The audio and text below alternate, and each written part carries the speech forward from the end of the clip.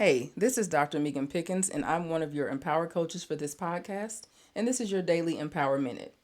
So, I recently made the intentional decision to jump back into the dating pool and join a couple of online dating sites. And let me tell you, as a 50-year-old, that pool isn't as deep as it once was. But it's not about quantity, it's about quality, right? First, we have to navigate through a sea of potential hurdles. You have the liars, the married folks that tell you they're married, those who are separated and not quite divorced, people who aren't looking for something serious, people who want non monogamous relationships, or those who are unsure or unclear about their sexuality. It can feel like quite a maze out there. Plus, for some of those that are from Generation X, online dating might not be our go to choice.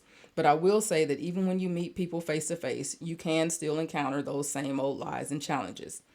Now, I'm not here to knock online dating, it works for many people. It's just not my personal preference. However, a good friend and soror of mine encouraged me to give it another shot. Like, she physically sat in front of me and made me finish the profile. She reminded me that I'm too pretty and too fly to be sitting at home or always out with the girls or hooking up with someone who isn't going to go anywhere. I can't say I disagree, but I admit it's a bit irritating out here. I've been back on a couple of dating sites for just a few days and I've got some matches, but only one has actually reached out. Now, here's where it gets tricky too. The paywall scam that most dating sites have. They track your every move and interest, only letting you see your matches when you spend some money. It can feel a bit shady, right? Some have suggested trying a matchmaker, but let's be real, that can cost thousands of dollars, and maybe I'm just not that committed yet. Plus, isn't he supposed to be looking for me?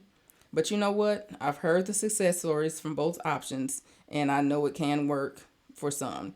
Maybe I'll just embrace this journey as a work in progress, and who knows what beautiful connections I might make along the way.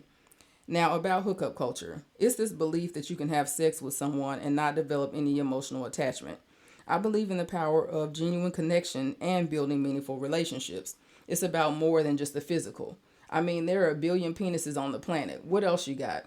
It's about the emotional and intellectual bonds we form with others, and there's absolutely nothing wrong with that. Hookup culture may work for some, and that's their choice, but for many of us, like me, it can feel weird AF, I'm going to censor that, to separate physical intimacy from emotional connection. So if hookup culture isn't your thing, that's perfectly okay.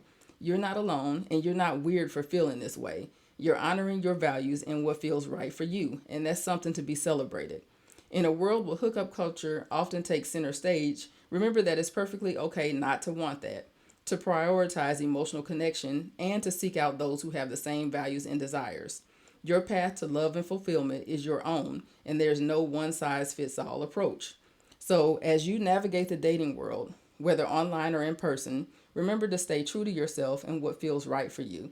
And for those who resonate with the idea that emotional connection is essential, know that you're not alone and there are others out there who share your perspective.